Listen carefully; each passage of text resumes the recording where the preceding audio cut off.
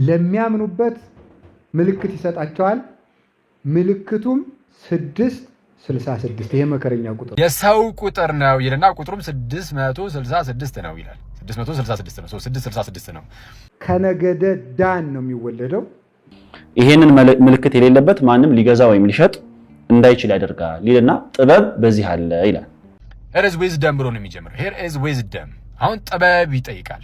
ለእንደዚህ ነገር አእምሮ ያለው የአውሬውን ቁጥር ይቁጠረው ይላል። 7 ራሶች አሉት። ምንድነው 10 ቀንዶችና 7 ራሶች አሉት ይላል። እንደ አንበሳ አፉ እንደ አንበሳ ነው ማለት አንበሳ ሲያገሳ አራዊት እንዲደነግጡ የሚያሸብር አዋጅ ያውጃል ማለት ነው።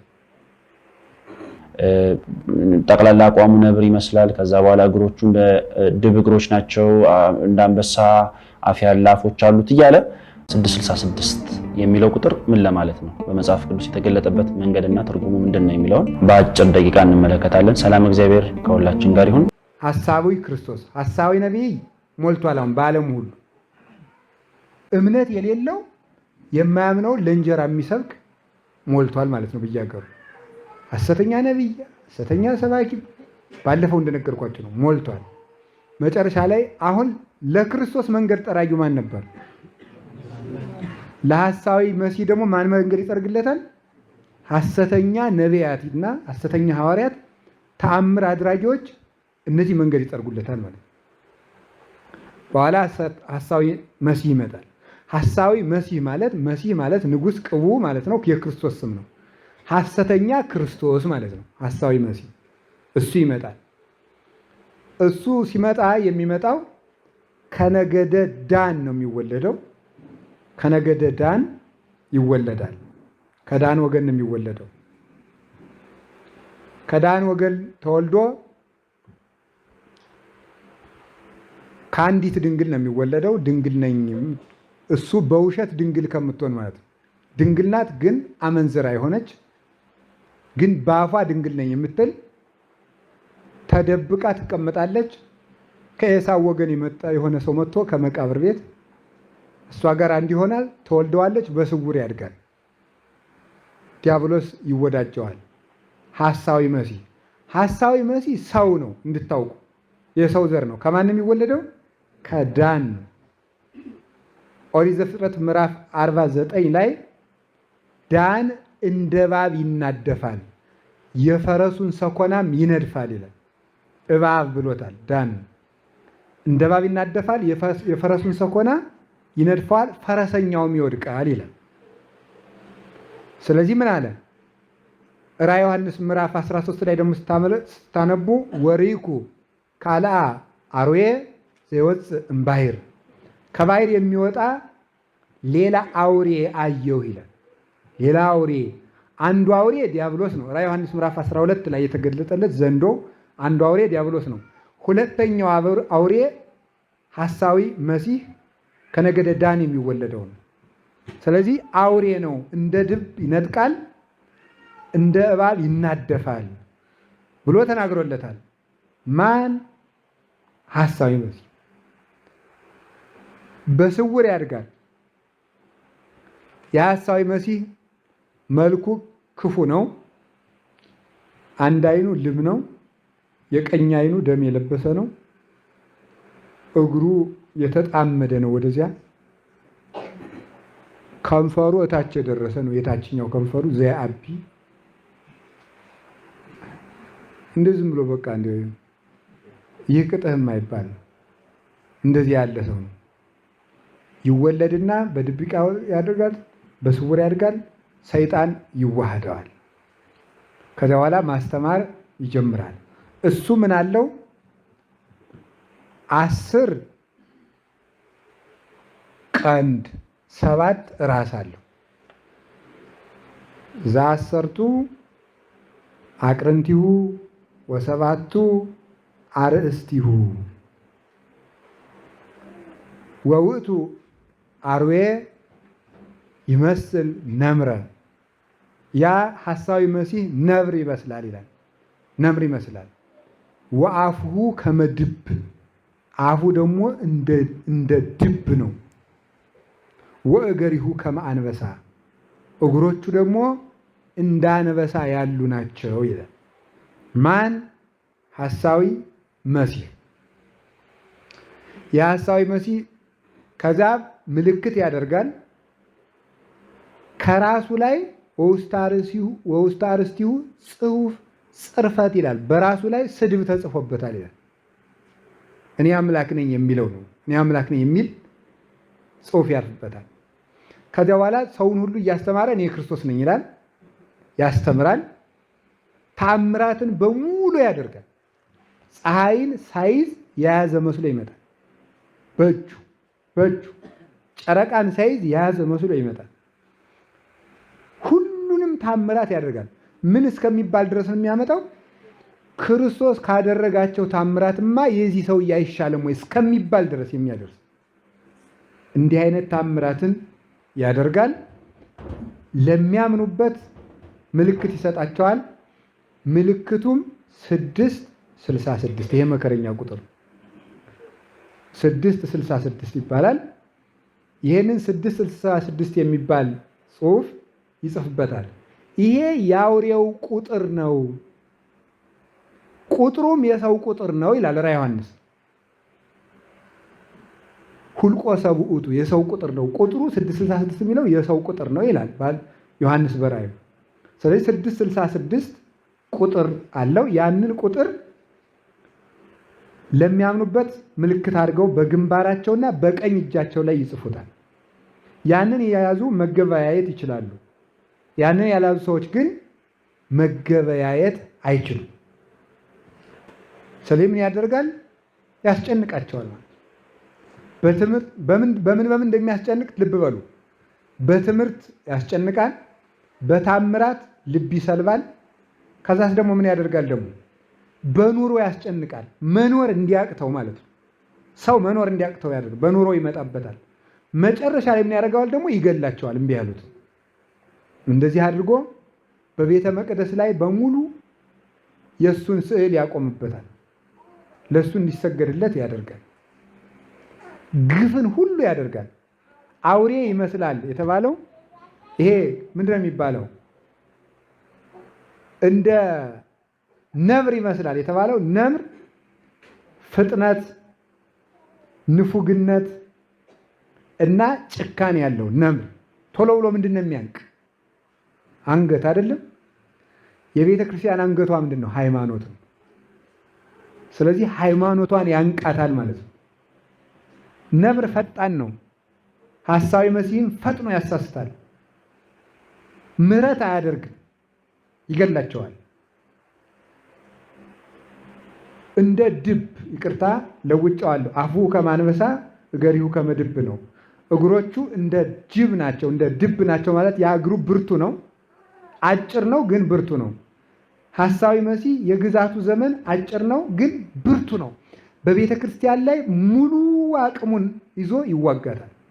መከራ እንደዚያ ዘመን የሚጸናበት የለም። ከዚያስ ምን ያደርጋል? እንደ አንበሳ አፉ እንደ አንበሳ ነው ማለት አንበሳ ሲያገሳ አራዊት እንዲደነግጡ የሚያሸብር አዋጅ ያውጃል ማለት ነው። 7 ራሶች አሉት። እነዚህ ሐሳዊ መሲህ እንዲሰለጥን የሚያደርጉት ወይም ደግሞ እሱ የሚያሰራቸው 7 ኃጢአቶች ናቸው። 7 ራስ የተባለው አንደኛው የአዳም ኃጢአት ነው። የአዳም ኃጢአት 2 ነው። ሕግ ማፍረስና አምላክነትን መፈለግ ማለት ነው። ሕግ ማፍረስና አምላክነትን መፈለግ ይሄንን ይሰራል፣ ያሰራል። 7ቷ ራሶቹ እነዚህ ናቸው። አንዱ። ሁለተኛው ሞተ አቤል ነው። ወንድም ወንድሙን በግፍ እንዲገል ያደርገዋል። ይህን ያደርጋል። 3ኛው ኃጢአተ እስራኤል ነው። የእስራኤልን ኃጢአት ነው። የእስራኤል ኃጢአት የእግዚአብሔርን ውለታ መርሳት ይባላል። የእስራኤል ኃጢአት የእግዚአብሔርን ውለታ መርሳት፣ እነዚህን ይሰራል። 40 ዓመት ተቆጣይ ክዋለ ኢቲ ትውልድ እግዚአብሔር 40 ዓመት በሙሉ የሚቆጣቸው መና ወርዶላቸው ቢርበንስ ብለው ስለሚጠራጠሩት ነው፣ ውለታውን ስለሚረሱ። ኃጢአተ እስራኤልን ይሰራል። ኃጢአተ ሰዶም ይሰራል። የሰዶም ኃጢአት የሰዶም ኃጢአት አሁን ተመልከቱ፣ ሕግ ሆኖ በዓለም ላይ ሁሉ እየተሰጠ ነው። በአውሮፓ በአሜሪካ ትምህርት ቤት ላይ ስርዓተ ትምህርት ሆኖ ይሰጣል። ስርዓተ ትምህርት ተቀርጾለት ግብረ ሰዶማዊነት ትምህርት ቤት ላይ ይሰጣል።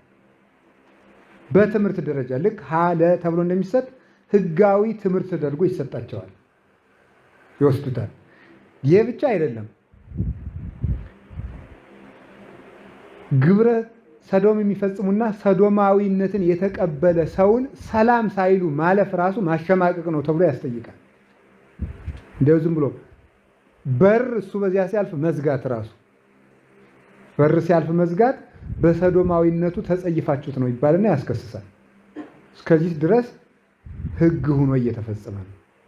ሴት ሴትን እያገባች ነው። ወንድ ወንድን እያገባ ነው።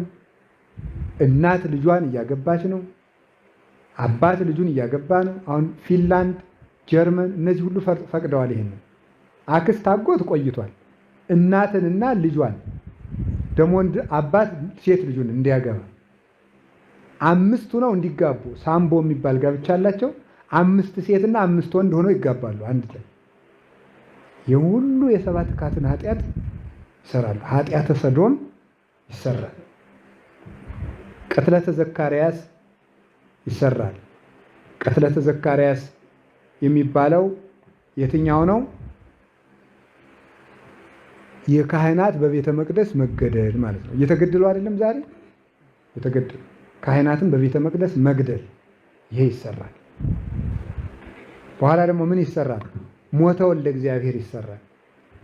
የክርስቶስ በግፍ መገደል ማለት ክርስቲያኖች ክርስቲያን በመሆናቸው ብቻ ይገደላሉ። በመሆናቸው ብቻ ምንም ሳያጠፉ። ይሄ በየትኛውም ሀገር እያየን ነው አይናችን ማለት ነው። በጣም እንኳ ያስደንቃል። ፖለቲከኛና ፖለቲከኛ ሲጣላ ሄዶ የሚገደል ክርስቲያን ነው። ህዝብና መንግስት ሲጣላ የሚገደል ክርስቲያን ነው። ምን የሚያስደንቅ ግፍ እየተፈጸመባት ነው በቤተክርስቲያኒቱ። ይሄ ሁሉ የሐሳዊ መሲህ 7 ራሶቹ ናቸው። እነዚህ ይሰራሉ። ጥቅመ ሰናኦር የመጨረሻው አንዱ ኃጢአት ነው። የሰናኦር ግንብ። የሰናኦርን ግንብ የሰራው ማን ይመስላችኋል? ናምሩድ የሚባል ስግብግብ ሰውዬ ነው። በዓለም ላይ የሚነሱ ስግብግብ ነገስታት ሁሉ የናምሩድ አባታቸው ናምሩድ ነው። ከሱ ነው የተማሩት ነው የሚባለው። አስመሳይ፣ አስተባብሮ ተንኮል የሚያሰራ እግዚአብሔርን የሚዋጋ ንጉስ ማለት ናምሩድ። እግዚአብሔርን ለመዋጋት ግንብ የሚሰራ ማለት ነው። ይህ ማለት የሰራዊት ግንብ፣ የተንኮል ግንብ፣ የምክር ግንብ፣ የእግዚአብሔር መንግስት ለመዋጋት የሚሰሩ ነገስታት ናቸው። እግዚአብሔር ለመዋጋት ይሄ ሁሉ ይሰራል። ስንት ራስ አለው? ስንት ቀንድ አለው? 10። እነዚህ ደግሞ የእሱን መንግስት የሚቀበሉት ምኖች ናቸው? ባለስልጣኖቹ ናቸው፣ ነገስታት ናቸው። 10 ቀንዶች የተባሉት በቀንድ ይወጉበታል አይደለም? ቤተ ክርስቲያንን የሚወጋባቸው የሐሳዊ መሲህን ፈቃድ የሚያስፈጽሙ ነገስታት ናቸው። እነዚህ 10 ቀንዶች አሉት። አንድ 10 ቀንዱ ነው የተባለ እንደ ዘንዶ ጨካኝ ነው ማለት ነው። እንደ ዘንዶ ጨካኝ ነው። ከይሲ ዘአስር ቀርኑ ብእሲ ዘክሌ ልሳኑ ይባላል። ጨካኝ ነው፣ ዋሾ ነው፣ ደግሞ ውሸታም ነው። 5ቱም የውጩ 5ቱም የውስጡ ህዋሳቶቹ በሙሉ ቤተክርስቲያንን ለማጥፋት ይጠቀምባቸዋል። ጌታ ታስታውሳላችሁ፣ 5 የውጭ 5 የውስጥ ህዋሳት ሰጥቶናል። በእነዚህ እግዚአብሔር እናገለግልበታለን። ሐሳዊ መሲህ ግን 10ሩንም ህዋሳቱን እግዚአብሔርን ለመዋጋት ይጠቀምበታል። ይህን ያደርጋል። የአውሬው እሱ የሚወጣ ከምንድን ነው? ከባህር ነው የወጣ። ስለዚህ ምን ማለት ነው? ከባህር ሲወጣ አውሬው ከባህር የወጣ ነው ማለት ዓለም የምትከተለው ሰው ነው። ዓለምን ባህር ይላታል። ሞገዷ የበዛ ነው። ይህች ዓለምን ሁከቷ ብዙ ነው። ባህር ነፋስን ተከትላ ትጓዛለች። ዓለምም ወረተኛ ናት። ስልጣንን ተከትላ ትሄዳለች። ከዚህ የተነሳ ከማፍቀሯ መጥላቷ ይቀድምባታል። ልክ እንደ አምኖን ፍቅር ናት። አምኖን ትዕማርን ነይ ብሎ አስመጣ። እህል አልበላው እስኪል ድረስና ሰውነቱ እስከሚከሳ ድረስ ይወዳት ነበር። የማይገባ ስራ ከሰራ በኋላ ግን ቀድሞ ከወደዳት ፍቅር ኋላ የጠላት ጥላቻ በለጠ ይላል። ይህንን ያህል የዓለም ፍቅር እንደዚያ ነው። ከመውዳዷ መጥላቷ ይጸናል።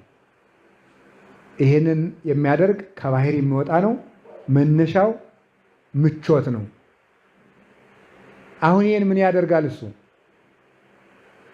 ሐሳዊ መሲህ ቁጥሩ ስንት ነው?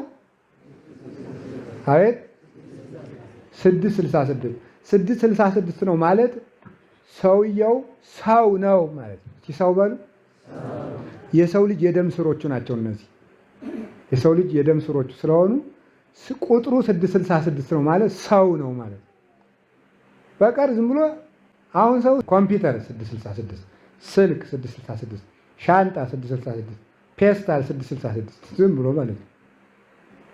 የሰይጣን አንዱ ተንኮሉ ተመሳሳይ አብዝቶ እሱ እንዳይያዝ ማድረግ ነው። ሐሳዊ መሲህ እንዳይለይ ሲመጣ እንዳይታወቅ ሐሳዊ መሲህ ያልሆነ ሁሉ ነው እንድንል እያደረገን ስለሆነ ማለት ዝም ብሎ እንትን 66 ይሄ ምንድነው? 666 ይሄ ምንድነው? 666 የሚል ቁጥር የጠራ ሁሉ ተቆርቋሪ ክርስቲያን፣ 666 የሰበከ ሁሉ ጀግና፣ ዘመኑን የተረዳ ሊባል አይደለም። 666 ካላወቅ ነው ሌላ 666 ነው የምንገባው። 666 ማለት የሰው የደም ስር ነው፣ ሰው ነው ማለት ነው።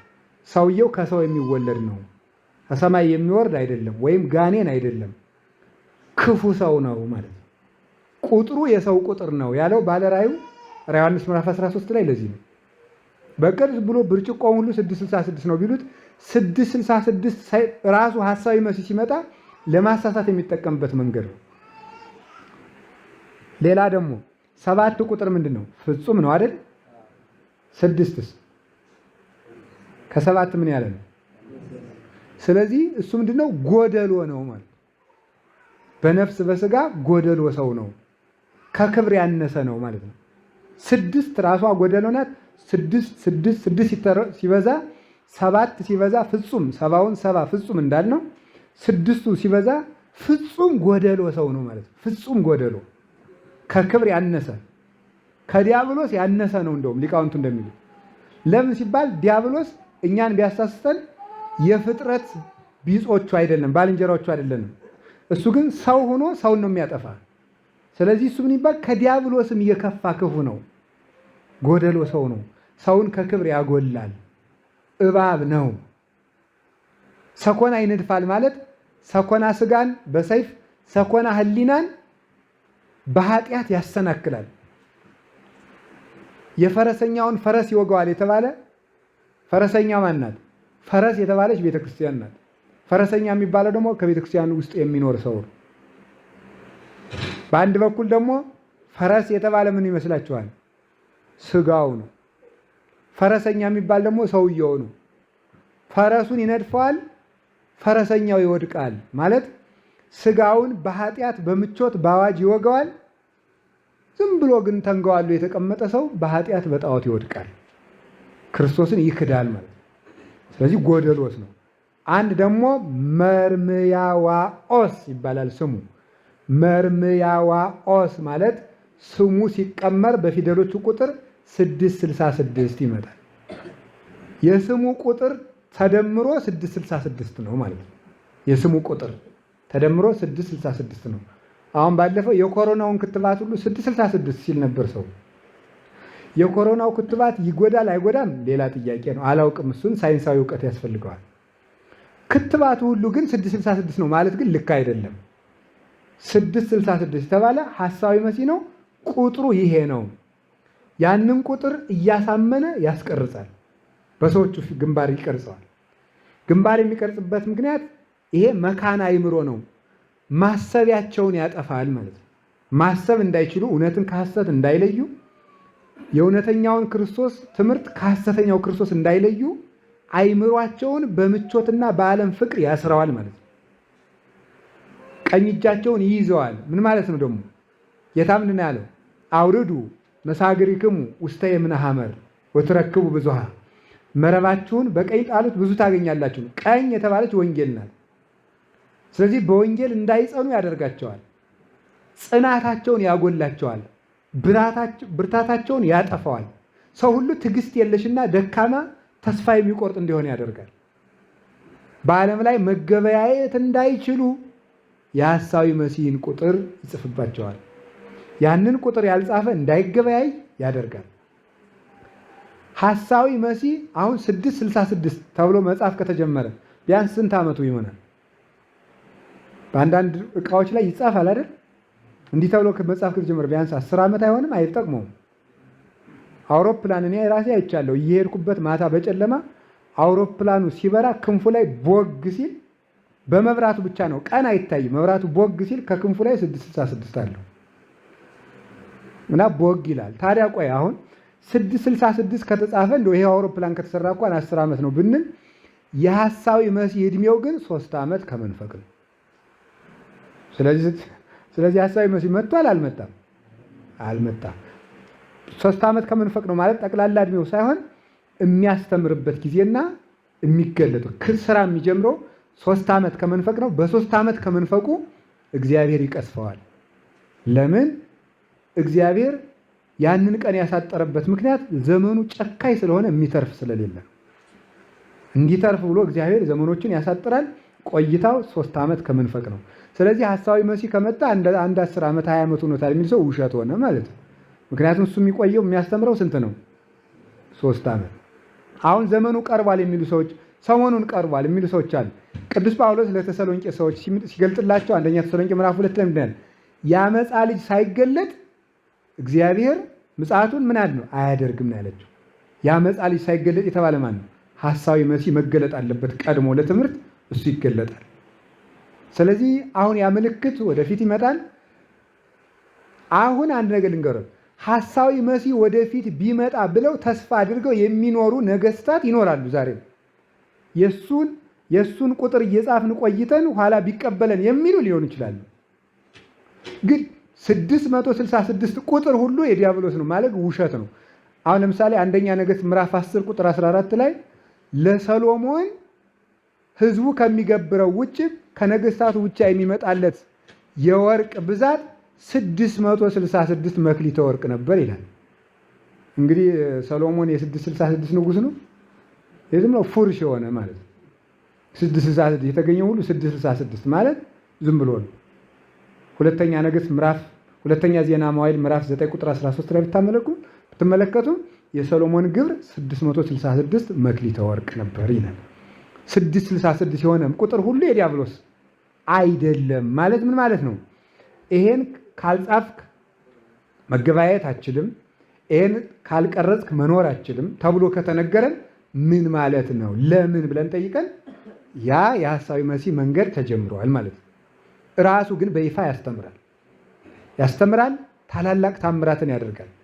ዛሬ በሐሰት ታምር የሚያደርጉ ሰዎች የሐሳዊ መሲህ መንገድ ጠራጊዎች ናቸው፣ አመቻቾች ናቸው። ኋላ የእሱን ታምር እንድንለምደው ዛሬም ታምር እያስለመዱ ነው። ታምር ናፋቂ እንድንሆን አድርገውና በኋላ እንግዲህ ሄኖክና ኤልያስ መጥተው ያስተምራሉ፣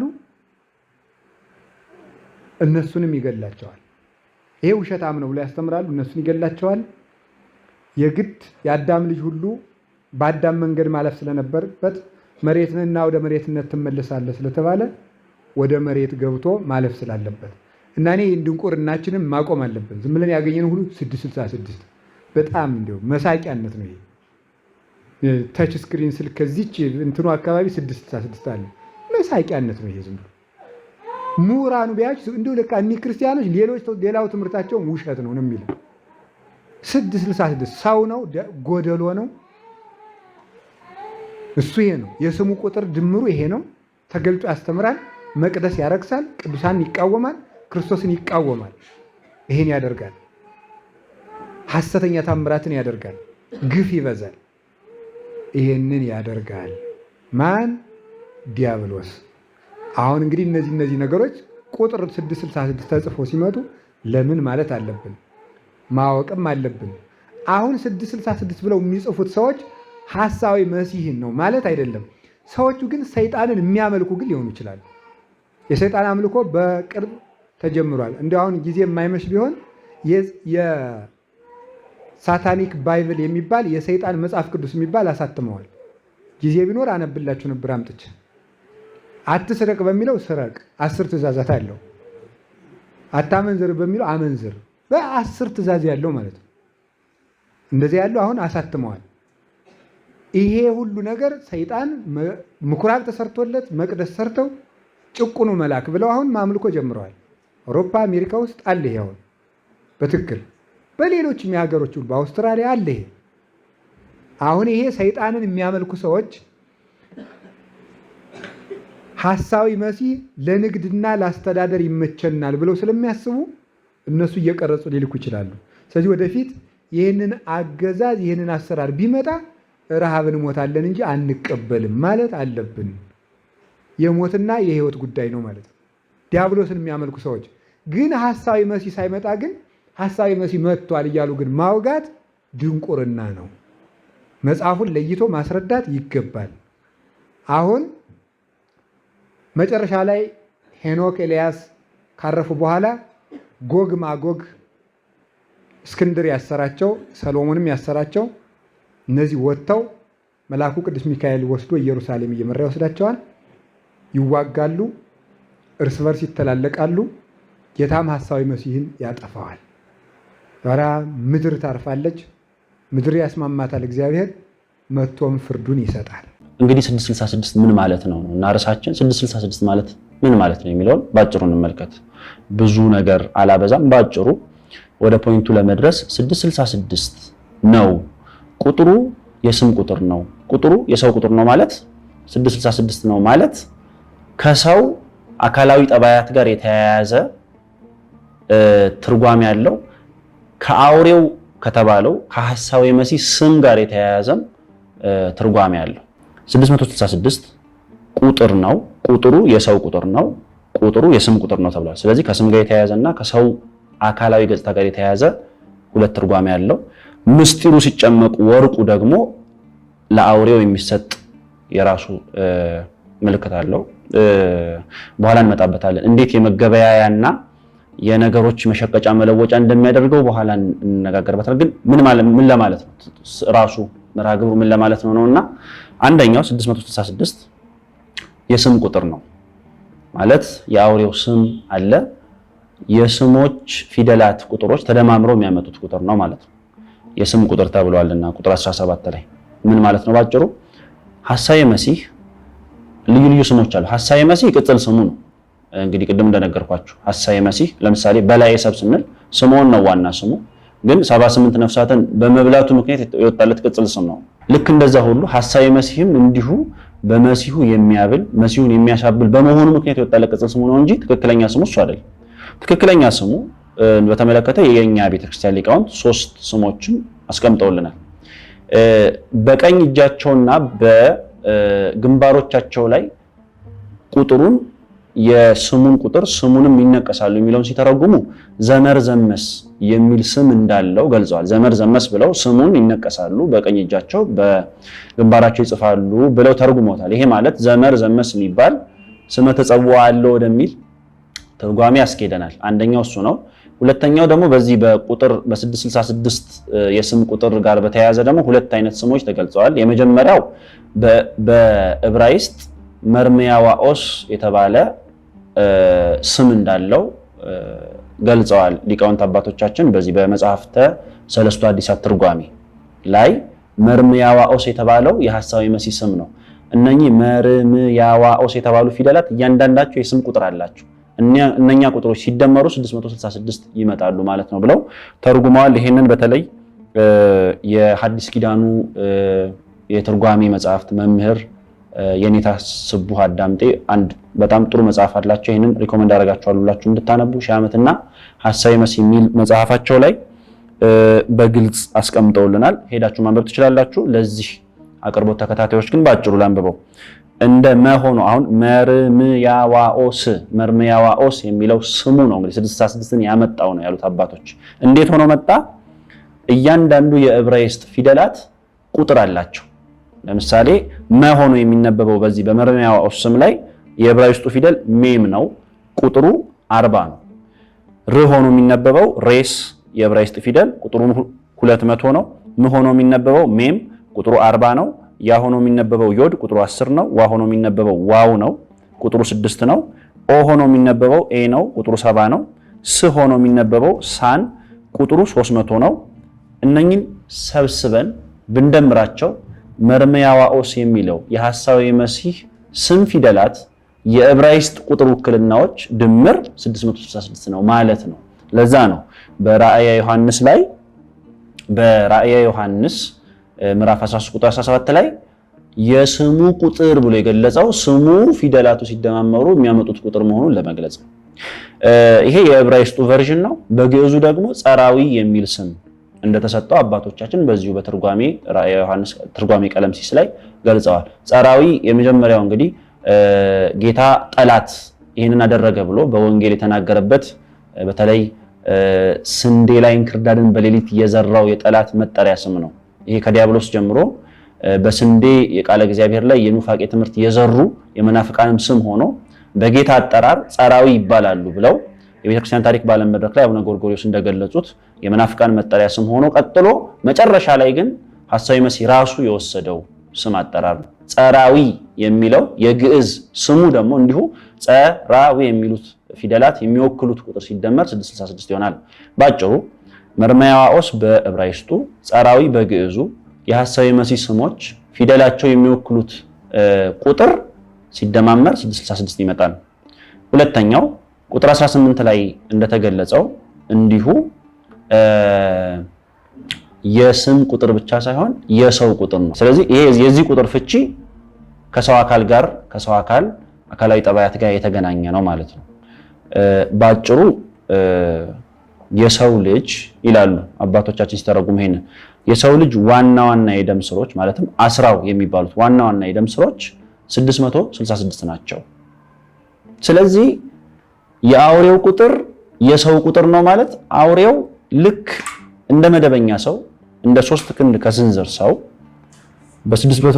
በ666 የደም ስሮችና ጅማቶች የተዋቀረ ደካማ ፍጡር ነው።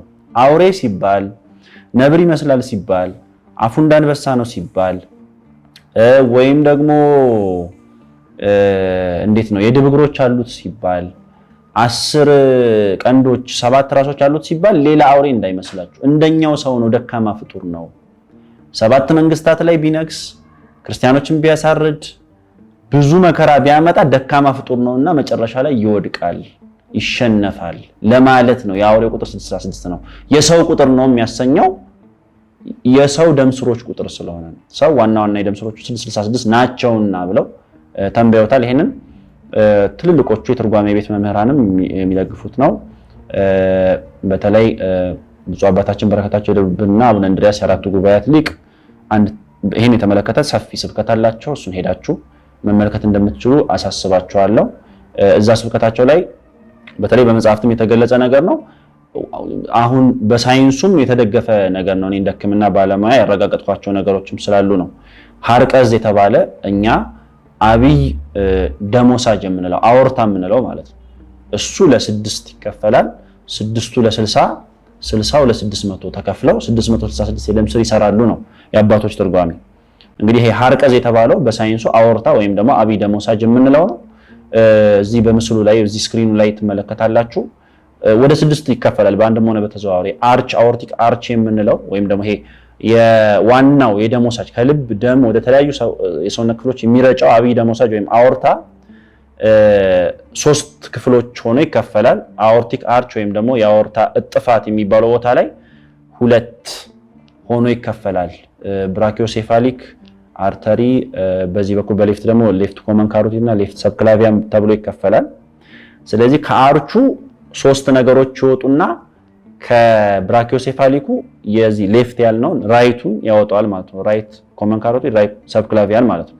ራይት ኮመን ካሮቲድ፣ ራይት ሰብክላቪያን፣ ሌፍት ኮመን ካሮቲድ፣ ሌፍት ሰብክላቪያን 4 ይሆኑና አርቹ 4 አውጥቶ ወደታች የሚወርዱት 2 ደግሞ ሲቆጠሩ 6 ይሆናሉ ማለት ነው። ስለዚህ አወርታ ወይም ሐርቀዝ ለ6 ይከፈላል የሚለው የአባቶቻችን ትርጓሜ በሳይንሱም የጸና ነው የሚሆነው ማለት ነው። ኢንፋክት አወርታ ትልልቅ 20 ወደ የሰው ልጅ በጣም ትልልቅ የሚባሉ የደም ስሮች 20 ናቸው ነው የሚለው ሳይንሱ። ግን ዞሮ ዞሮ ሲቆጠር ወደዛው የሚጠጋ ቁጥር ነው ያለው። ስለዚህ ሐሳዌ መሲህ ወይም ዘመርዘመስ ወይም ጸራዊ ወይም መርማያውስ ብለን የምንጠራው አውሬ፣ ቀንዶች፣ ራሶች፣ ነብር እንዲህ ተብሎ ሲገለጽ ሌላ ፍጡር እንዳይመስላችሁ እንደኛ 666 የደም ስር ያለው ፍጡር ነው ማለት ነው። በቃ 666 የስሙ ትርጉም ይሄ ነው።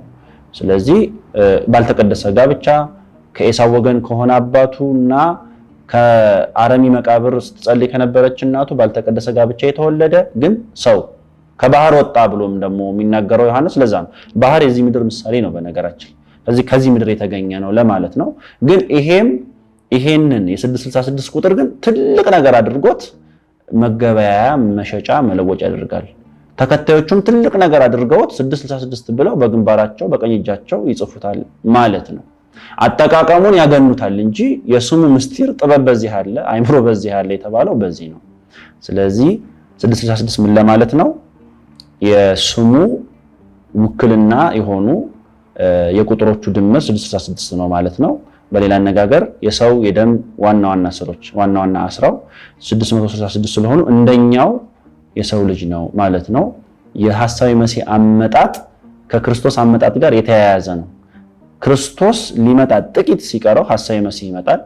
42 ዘመን ወይም 3 ዓመት በዚህ ምድር ላይ ያስተዳድራል። ከዛ በኋላ ለዛ ዘመን የተጠበቁ ያልሞቱት እሱን ተዋግተው በሰማዕትነት ሊሞቱ የታጩት እነ ኤልያስ እና ሄኖክ 2 ወይራዎች ተብለው የተገለጹት በራእይ መጥተው ተገዳድረውት በሰማዕትነት ካለፉ በኋላ እየታዩ ሲያርጉ ጌታችን ይመጣል ማለት ነው። ለዛ ለምጽአቱ ዕለት በቀኝ እንዲያቆመን አምላካችን ይርዳን።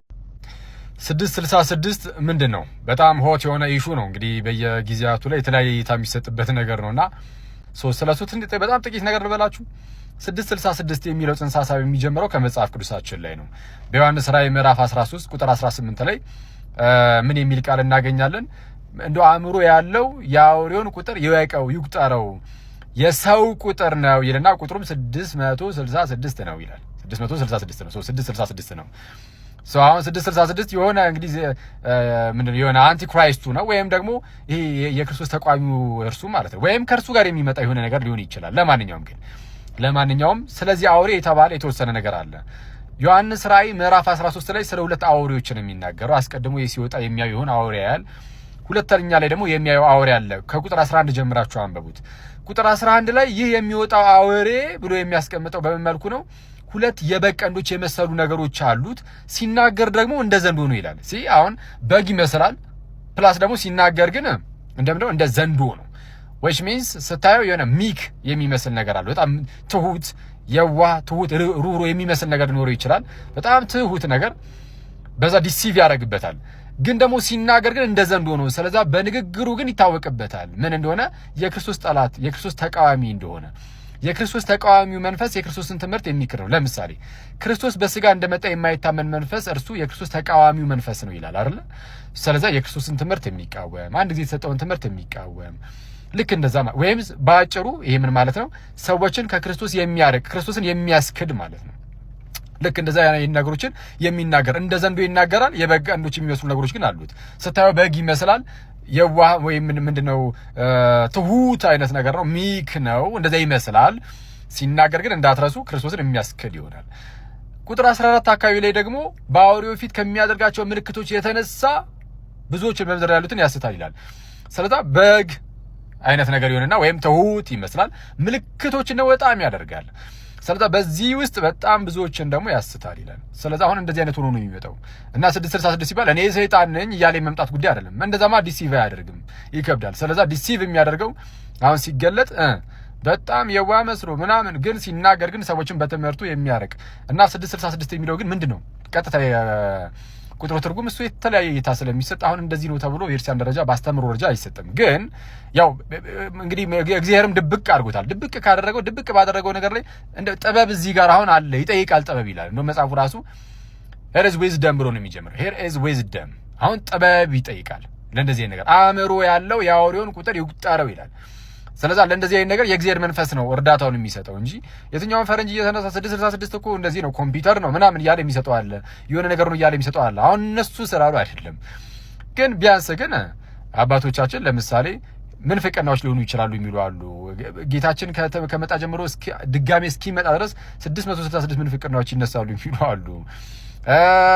እንደው በግሪክ ኖርማል የሰው ስም የሚመጣው ስም የእርሱ ቁጥሩ ካልኩሌት ሲደረግ 666 ሊሆን ይችላል የሚሉ አሉና የተለያዩ እይታዎች ይሰጣሉ። ስለዚህ ይሄንን እንደው እንደዚህ እንዳይታ እንያዝና ከሌሎች በጣም ጥራዝ ነጣ ከሆኑ ነገሮች ቆጠብ ብንል ጥሩ ይሆናል ብዬ አስባለሁ። ቆየን።